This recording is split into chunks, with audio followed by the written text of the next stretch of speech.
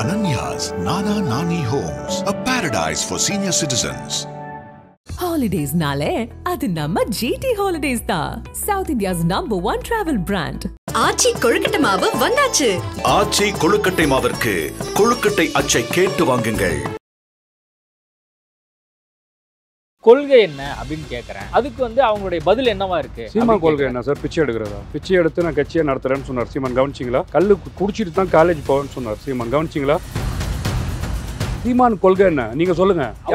யார் வாயில பேசுனா? தமிழக வெற்றி கழகத்தோட கொள்கை என்னன்னு கேக்குறேன். யார் வாயில பேசுனா? அதுக்கு விஜய் பதில் சொன்னாரா? ஆதவர்ஜன் பதில் சொன்னாரா? குடிச்சிட்டு புசையானன் பதில் சொன்னாரா? யாருமே சொல்லல. சீமானோட கொள்கை என்ன நீங்க சொல்லுங்க, நான் பதில் சொல்றேன். நீங்க கொள்கையை பேசுறாரு. கொள்கை தான் தமிழக வெற்றி கழகம் காப்பி அடிச்சு சீமானோட தமிழ் தேசியம் அப்படிங்கறத எங்க இருந்து எடுத்தாரு? நீங்க முதல் நாம் தமிழர் கட்சிட்ட இருந்து அவர் சீமானோட கொள்கை என்ன அது முதல்ல நீங்க சொல்லுங்க. புலி அப்படின்றாரு. என்ன புலி சீமான்? குழம்பு புலியா? கொட்டை எடுத்த புலியா கொட்டை எடுக்காத புலியா? அவர் அனில் குஞ்சுங்கறாரு. இவர் ஆம குஞ்சு. ஆம சாப்பிட போன ஆமகறி சாப்பிட்டீங்களா? ஆமா சாப்பிட்டாரு சொல்றாரு. எத்தனை அடி சாப்பிட்டாரு? தமிழக வெற்றி கழகம்னு வச்சுக்கிறாங்க. நாதாக்கா நாதாக்கா நாதாக்கான்றாங்க. என் கால அண்டா காக்கா அண்டா காக்கா அண்டா காக்கான்னு கேக்குது. அக்கா அண்டா காக்கான்னு கூப்பிட முடியுமா? ஒரு தலைவன் மாதிரி பேசுங்க. ஏன் தற்கூரி மாதிரி பேசுறீங்க?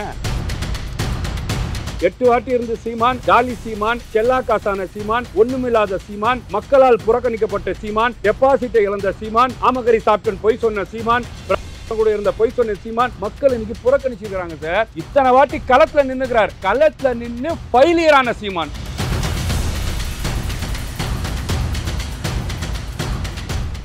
ஐபிசி தமிழ் நேயர்களுக்கு வணக்கம். இன்றைய சிறப்பு நேர்காணலில் நம்மோடு இணைந்திருக்கிறார் தமிழ்நாடு முஸ்லீம் லீக் கட்சியின் நிறுவன தலைவர் VMS முஸ்தபா அவர்கள். வணக்கம். சீமான் பேசினதை பார்த்துருப்பீங்க.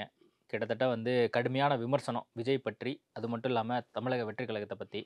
விஜய் ஆனால் பேசவே இல்லை. என்ன காரணம்? என்ன தேவை இருக்குது சார்? சீமான் என்ன பேசினார்?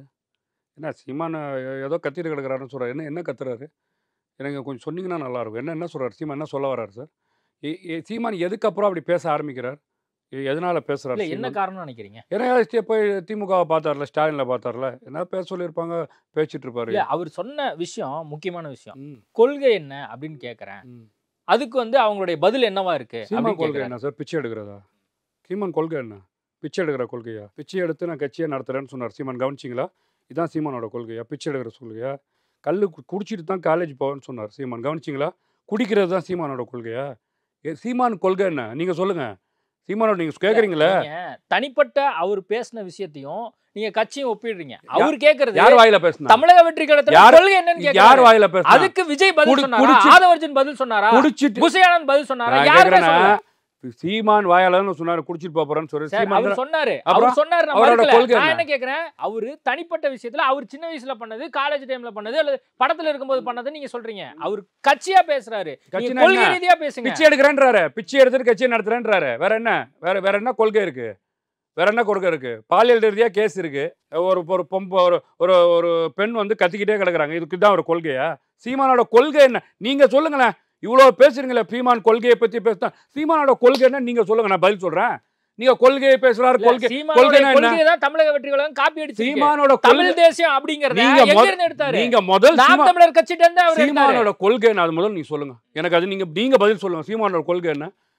என்ன சார்? தமிழ் தேசியம் தான் சார் அவரோட கொள்கை. சரி, தமிழ் தேசியமா? தமிழர்கள் தமிழ்நாட்டுல ஆட்சி புரியணும், அதுதான் அவருடைய கொள்கை. நாங்க அமெரிக்கால ஆட்சி நடத்திட்டு நீங்க மாத்தி ஒரு கொள்கை வச்சிருக்கீங்க. அமெரிக்கால ஆட்சி நடத்திட்டு இருக்கோம். தேசியம் வச்சிருக்கீங்களா? அதான் உங்க கொள்கை. நாங்க அமெரிக்கால தமிழ்நாட்டுல தமிழக வெற்றி கழகம். நான் கேக்குறேன், ஏன் சீமான் இவ்வளவு பயப்படுறாரு? நீ கிரவுண்ட்ல இறங்கி சீமான் களத்துல இறங்கி சந்திச்சு பார்க்க புலி அப்படின்றாரு. என்ன புலி சீமான்? குழம்பு புலியா? கொட்டை எடுத்த புலியா கொட்டை எடுக்காத புலியா? ஏன்னா சீமான் என்ன புலி? நீங்க புலின்னு அவர் சொன்னதை நீங்க சொல்றீங்க. அவர் அனில் குஞ்சுங்கறாரு. சரி, இவர் ஆம குஞ்சு. நீ ஆம சாப்பிட போன ஆமகறி சாப்பிட்டீங்களா? ஆமா சாப்பிட்டாரு சொல்றாரு. எத்தனை அடி சாப்பிட்டாரு? சொல்லுங்க. நீங்க கூட போய் சாப்பிட்டீங்களா? 2 பேரும் உட்கார்ந்தா படையல் போட்டீங்களா? படையல் போட்டாரா? அண்ணன் மாவீரன் சீமானுக்கு படையல் போட்டாரா? ஆதாரங்கள்லாம் இருக்குன்னு சொல்றாங்க. அதுக்கான ஆதாரங்கள் இருக்கு.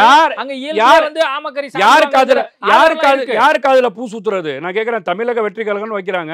ஏன் நீங்க செவுடனா கூடான்னு சொல்றீங்க? உங்க காதுல என்ன கேக்குது? தமிழக வெற்றி கழகம்னு வச்சுக்கிறாங்க. நாதாக்கான்றாங்க. என் காதுல அண்டா காக்கான்னு கேக்குது. அக்கா அண்டா காக்கான்னு கூப்பிட முடியுமா? விளங்குதா உங்களுக்கு? கருத்தியல் ரீதியா போருங்க. குப்பத்தனமா ஏன் பேசுறீங்க? உங்களுக்கு வாய் இருக்குன்னா? தமிழ்நாட்டுல யாருக்கும் வாய் கிடையாதா? கூவம் இங்கதான் நிறைய ஓடுது. நான் கேட்குறேங்க, ஒரு தலைவன் ஒரு தலைவன் மாதிரி பேசுங்க. ஏன் தற்கூரி மாதிரி பேசுறீங்க? விளங்குதா நான் சொல்றது? இவ்வளோ இது ஒரு கருத்தியலா சார்? மண்ணை கொள்ளடிப்பதும் மலையை கொள்ளடிப்பதுக்கு எதிராக சீமான் பேசுறாரு. மண் கொள்ளடிக்கல தமிழ்நாட்டுல?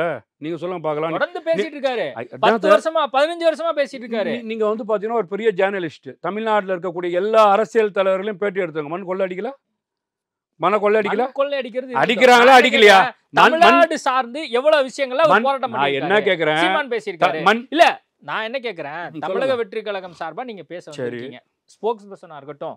அது மட்டும் இல்லாம நீங்க வந்து அவருக்கு இன்றைய சூழல்ல நீங்க ஆதரவு நிலைப்பாட்டுல இருக்கீங்க. தமிழக வெற்றி கழகத்தோட கொள்கை என்னன்னு கேட்டா தளபதி அப்படின்னா என்ன என்ன என்ன சொல்றீங்க?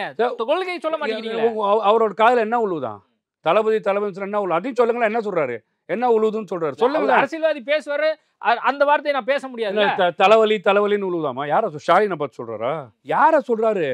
போன வாரம் உட்காந்து வீட்டுல டீ குடிச்சிட்டு இந்த வாட்டி தளபதின்னு சொன்னா தலைவலி உழுவுதுன்னு சொன்னா இவர் யாருக்கு நீங்க சொல்றாருன்னு பாருங்க சார். சீமான், நான் கேட்கிறேன், மண்ணு வனம் கொள்ளடிக்கிறாங்கன்னு சொல்லி சீமானோட கொள்கைன்னு சொல்றீங்க. நேற்று வரைக்கும் மண்ணு கொள்ளடிக்கிறாங்களே, போக வேண்டியதானே? அங்க போய் நிக்க வேண்டியதானே? மண்ணை கொள்ளடிக்க கூடாதுன்னு சொல்லி படுத்துக்க வேண்டியதானே? அங்கேயே உட்காந்து மண் சோறு சாப்பிட வேண்டியதானே சீமானு? அப்ப மண்ணை கொள்ளடிக்க விடுறீங்கன்னா என்ன காரணத்துக்காக விட்டுட்டு உட்காந்துருக்கிறீங்க? என்ன வாங்குறதுக்கு? நான் கேட்குறேன், நீங்க நாம் தமிழர் கட்சி வச்சிருக்கீங்களே, நீங்க சொல்லக்கூடிய தமிழ் தேசத்தை பத்தி பேசுறாரு, மண் வளத்தை பத்தி பேசுறாரு, தாது வளத்தை பத்தி பேசுறாரு, மலையை பத்தி பேசுறாரு, மாடை பத்தி பேசுறாரு, ஆடை பத்தி பேசுறாரு, எறும்பை பத்தி பேசுறாரு, ஆமை குஞ்சை பத்தி பேசுறாரு, என்ன சொல்றது, குழம்பு புளியை பத்தி பேசுறாரு. இவ்வளோ பேசுற சீமானு இவ்வளோ நீங்க அழுக்கிறீங்களே, தமிழ்நாட்டு மக்கள் உங்களுக்கு அங்கீகாரம் கொடுத்தாங்க. செல்லா காசு நீங்க சீமானுக்கு என்ன அங்கீகாரம்? நீங்க சொல்லுங்க. 8% வாக்குகள் வந்து அவர் வச்சிருக்காரு. தேர்தல் ஆணையத்தால அங்கீகரிக்கப்பட்ட கட்சியா மாறிடுச்சு. இந்த முறை 2026 சட்டமன்ற தேர்தல்ல அந்த பாக்ஸ்ல ஃபர்ஸ்ட் வரிசையிலே வரும்.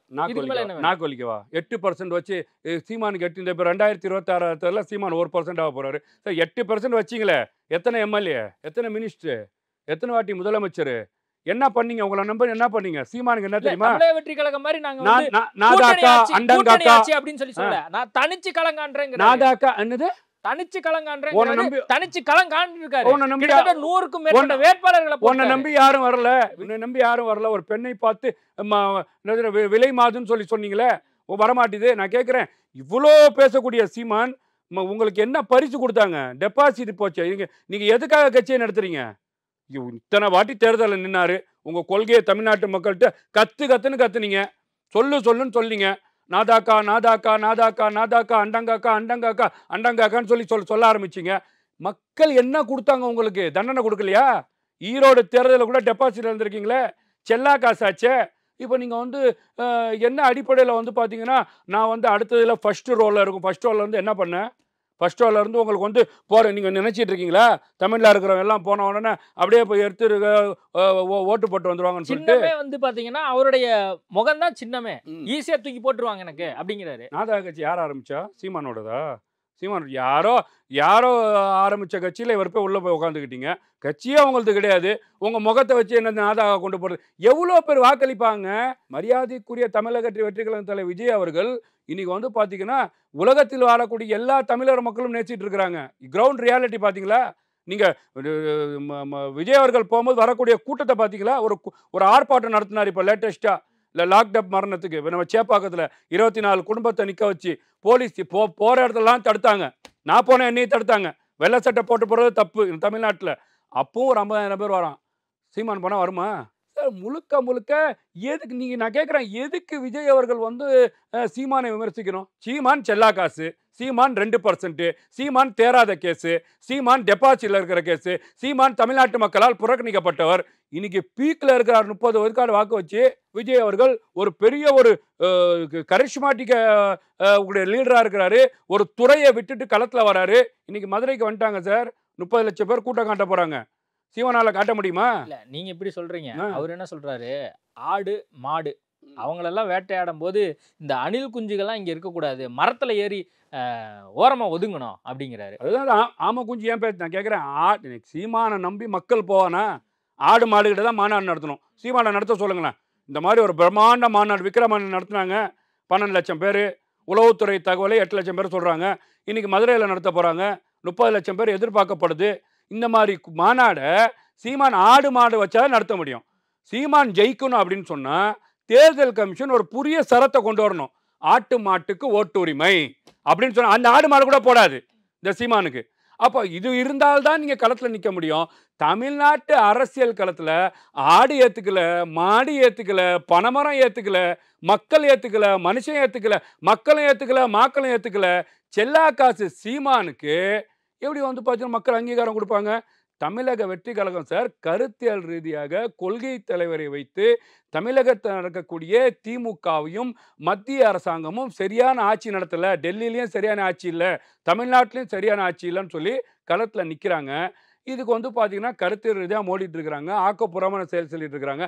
சீமான் இவ்வளோ பேசுறது நான் கேட்குறேன். நீங்கள் ஒரு ஒரு ஒரு பார்ட்டியோட லீடர் தானே சீமான், அது ஒத்துக்கிறீங்களா?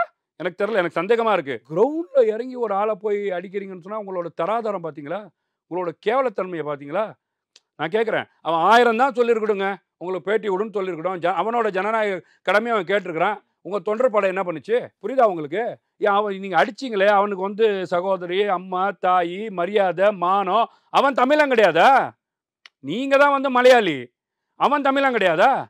அப்போ ஒரு தமிழனை இறங்கி வந்து தரையில் அடிக்கிறீங்கன்னு சொன்னால் இப்படி ஒரு தரங்கற்ற தலைவரை வந்து பார்த்தீங்கன்னா தமிழ்நாட்டு மக்கள் எப்படி ஏற்றுக்குவாங்க? தமிழக வெற்றி கழகத்துக்கும் சீமானுக்கும் பதில் கொடுக்கக்கூடிய அவசியமே கிடையாது சார். சீமான் செல்லா காசு. திமுகவா தமிழக வெற்றி கழகமா? திமுக பண்ணுச்சுன்னா அதுக்கு பதில் கொடுக்கக்கூடிய இடத்துல தமிழக வெற்றி கழகம் இருக்குன்னு நான் சொல்ல வரேன். நீங்க சொல்றீங்க, ஆனா வந்து அவர் என்ன சொல்றாரு, அவர் ஒரு கன்சிடராகவே பண்ணலையே அப்படின்னு நான் சொல்றேன். யாரை? விஜயும் தமிழக வெற்றி கழகத்தையும். இவரை என்ன கன்சிடர் பண்ண? சீமானை எது கன்சிடர் பண்ணணும் நான் கேட்கிறேன். நீங்க எனக்கு சீமான் கன்சிடர் பண்ற சீமான் வந்து அகில உலக தலைவரான்னு கேட்கிறேன். சீமானே ஆமா குஞ்சி சார். சீமானை வந்து எதுக்காக நாங்க இவர் வந்து பெரிய பொருட்டை எடுத்துக்கணும்னு கேட்கிறேன். தமிழ்நாட்டு சீமான் 4 வாட்டி முதலமைச்சராக இருந்தாரா? 3 வாட்டி அமைச்சராக இருந்தாரா? 2 வாட்டி எம்எல்ஏ இருந்தாரா? 234 வாட்டி கவுன்சிலராக இருந்தாரா? சீமான் என்ன இருந்தார்? கவர்னராக இருந்தாரா? பிரைம் மினிஸ்டரா இருந்தாரா? என்ன இந்த நாட்டுக்கு என்ன சொன்னாரு? நீங்க இவ்வளவு அமெரிக்காவோட அதிபரா இருந்தாரான்னு கேக்குறீங்க. இப்ப 2026ல விஜய் முதலமைச்சர் ஆயிருவாரா? 8 வாட்டி இருந்து ஒன்னும் ஆவலையே. 8 வாட்டி இருந்து சீமான் காலி சீமான், செல்லா காசான சீமான், ஒண்ணுமில்லாத சீமான், மக்களால் புறக்கணிக்கப்பட்ட சீமான், டெபாசிட்டை இழந்த சீமான், ஆமகரி சாப்டன் பொய் சொன்ன சீமான், கூட இருந்த பொய் சொன்ன சீமான், மக்கள் இன்னைக்கு புறக்கணிச்சிருக்கிறாங்க சார். இத்தனை வாட்டி களத்துல நின்னுக்கிறார். களத்துல நின்று ஃபெயிலியரான சீமான் இப்ப எப்படி ஏத்துக்க முடியும்?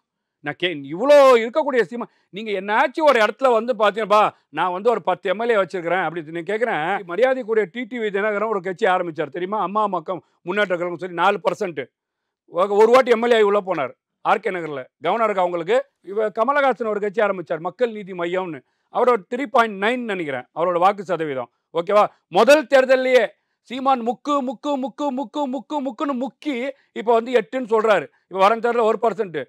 அவரும் எம்பி ஆகி ராஜ்யசபா போயிட்டார். சீமான் என்ன கிழிச்சிங்க? உங்களை நம்பி வர மக்களுக்கு என்ன நீ இயக்கம் நடத்திட்டு போங்க, வசூல் பண்றதுக்கு இயக்கமா? இந்த நாதாக்கா அண்டங்காக்கான்னு சொல்றீங்களே, வசூல் பண்றதுக்கா? முழுக்க சீமான ஒரு பொருட்டாவே அவங்க மதிக்கல. சீமான் அரசியல் களத்திலே கிடையாது. நான் பல இடத்துல தான் சொல்லியிருக்கிறேன். சீமான் வந்து கிரிக்கெட் மைதானத்துல பால் பொறுக்கி போற இடத்துல இருக்கிறாரு, பார்வையாளரா கூட இல்லை. அப்போ இந்த அடிப்படையில் நாங்கள் சீமான் எதுக்கு விமர்சிக்கணும்?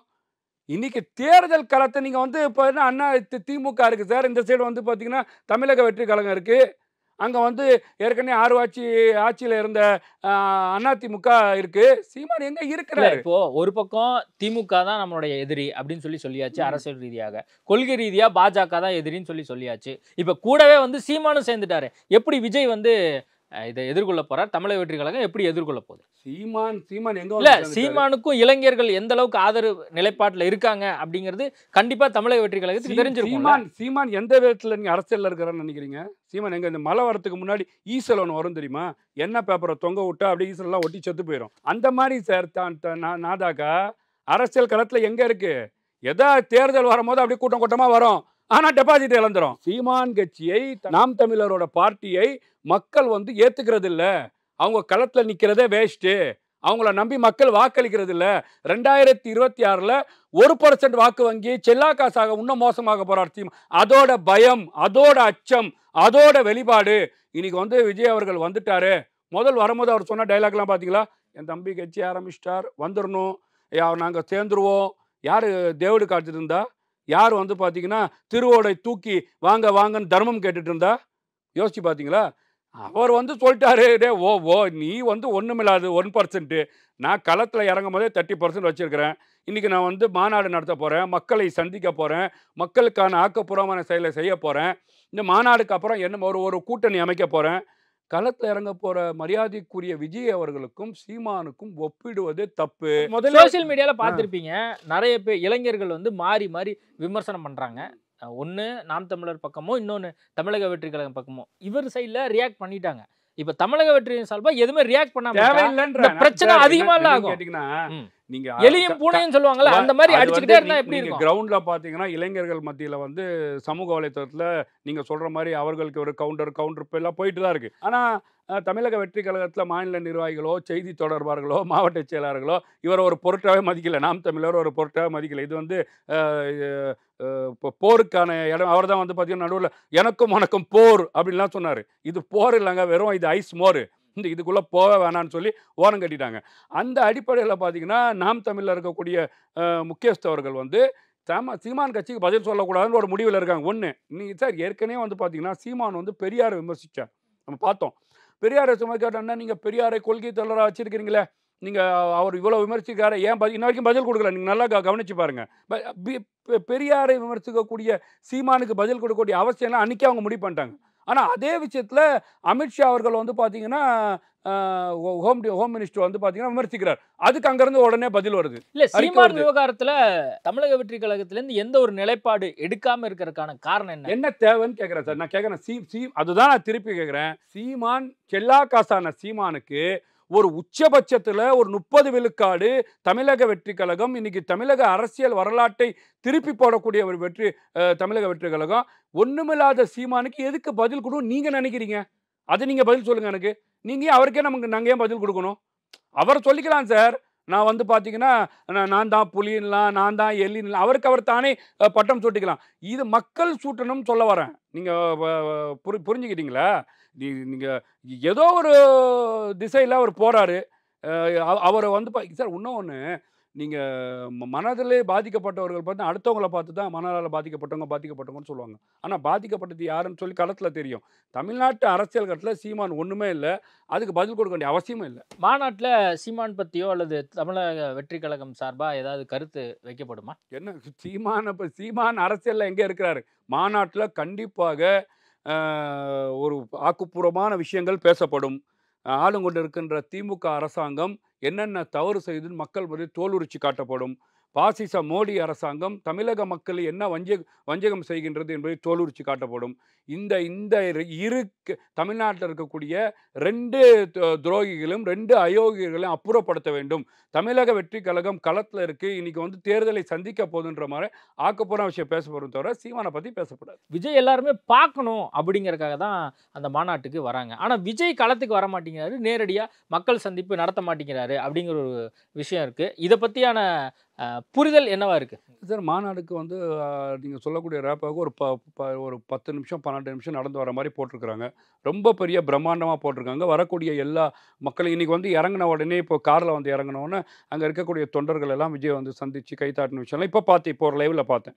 அப்போ வந்து முழுக்க வந்து பார்த்தீங்கன்னா களத்தில் இறங்கினா மாநாடுக்கு தான் களத்தில் வந்து தானே இருக்காரு. எனக்கு எதில் களத்தில் அஜித் இப்போ செப்டம்பர்லேருந்து டிசம்பர் வரைக்கும் அவர் வந்து சுற்றுப்பயணம் போவார் தமிழ்நாடு ஃபுல்லாக அப்படின்னு சொல்லப்பட்டிருக்கு. அப்போ மழை சீசனாக இருக்கும், எப்படி மற்றவங்க வீட்டுக்கெல்லாம் போவார், எப்படி வந்து சுற்றுப்பயணம் இருக்க போகுது அப்படிங்கிற ஒரு கேள்விலாம் இருக்கு. இல்லை சார், என்னன்னு கேட்டிங்கன்னா வெயில் காலத்தில் போனால் வெயிலில் வந்து சுருண்டு உழுந்துட்டாங்க போது இது நெகட்டிவ் செட் பண்ணுறவங்க பேசிட்டா இருப்பாங்க. மழை காலமாக இருக்குது, அதுக்கான என்ன சார் தொடர் மழை இருக்க போகிறது கிடையாது, கேப் விட்டு இருக்குது. மக்களை சந்திக்கக்கூடிய விஷயத்தில் வந்து ஒரு 234 தொகுதியில் ஒரு 50 தொகுதியை சந்திப்பார், ஒரு மழை போய் ஒரு 2 நாள் கேப் இப்படி சந்திக்கக்கூடிய வாய்ப்பு இருக்குது.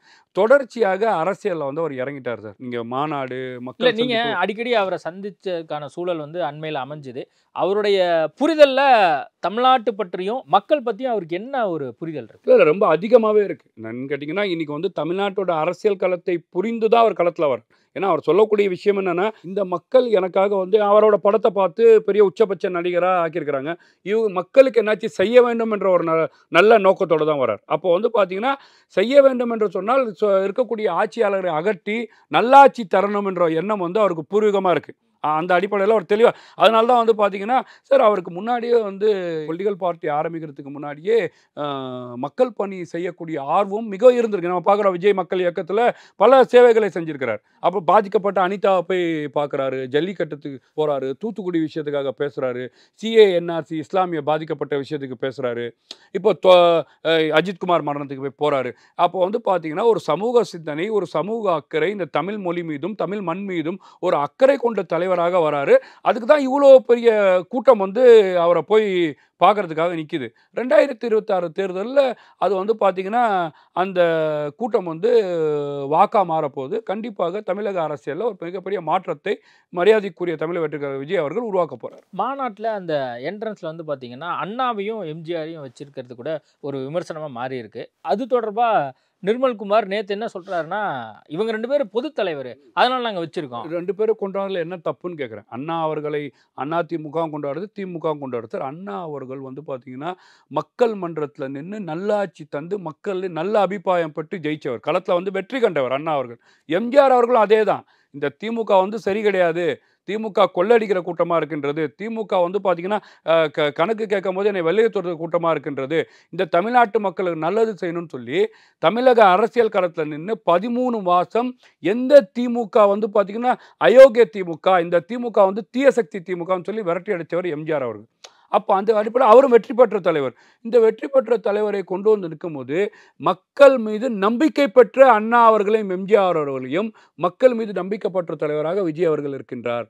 அவர் கண்டிப்பாக வந்து களத்தில் வந்து இவர்கள் என்ன மக்களுக்கு நல்லது செஞ்சு 13 வருஷம் நல்லாட்சி தந்தாரோ, எப்படி அண்ணா நல்லாட்சி தந்தாரோ அந்த ஆட்சியை விஜய் அவர்கள் தரப்போறார் என்றது தான் வந்து அந்த இடத்துல சொல்கிறாங்க. இது தவறும் கிடையாது, உண்மையை வந்து வெளிப்படுத்தியிருக்கிறாங்க. கூட்டணி தொடர்பாக ஏதாவது அறிவிப்பு அல்லது அந்த ஒரு இண்டிகேஷன் ஏதாவது? இல்லை, கண்டிப்பாக கூட்டணி டிசம்பருக்கு கண்டிப்பாக வரும். ஏன்னா வந்து தேர்தல் பிரிவு மேலாளர் மரியாதைக்குரிய ஆதவ அர்ஜுனா அவர்கள் டே 1ல இருந்து சொல்லிட்டு இருக்கிறார், டிசம்பரில் பாருங்க கண்டிப்பாக அதுக்கான மாற்றம் வரும். ஏன்னு கேட்டிங்கன்னா டிசம்பரில் தான் உங்களுக்கு கண்ணாடி உங்களுக்கு தெரியாத ஒரு விஷயம் கிடையாது. நீங்கள் வந்து எல்லா அரசியல் கட்சி தலைவரையும் சந்திப்பவர், பேட்டி எடுப்பவர், அவர்கள் ஆழ மனத்தில் இருப்பவர், வெளி கொண்டு வருவர். அப்போ வந்து பார்த்தீங்கன்னா கண்ணாடி மாதிரி தெரியக்கூடியது டிசம்பர் மாதம் தான். இந்த மாநாடுக்கு பின்னாடி கண்டிப்பாக இதே தேர்தல் நம்மளுக்கு நேரம் வந்துருச்சு, 6 மாதம் 7 மாதம் தான். அந்த அடிப்படையில் பல அதிமுகலேருந்து திமுகலேருந்து விடைபெற்று தமிழக வெற்றி கழகத்தை நோக்கி கூட்டணி தலைமை ஏற்று வரக்கூடிய வாய்ப்பு அதிகமாக இருக்குன்னு தான் நான் பார்க்குறேன். ஓகே சார், நிறைய விஷயங்கள் குறித்து பேசியிருக்கோம். நேர்காணல் கொடுத்ததுக்கு மிக்க நன்றி. Ananya's Nana Nani Homes, a paradise for senior citizens. Holidays nale adu namma GT Holidays da, South India's #1 travel brand. ஆச்சி கொழுக்கட்டை மாவு வந்தாச்சு. ஆச்சி கொழுக்கட்டை மாவிற்கு கொழுக்கட்டை அச்சை கேட்டு வாங்குங்கள்.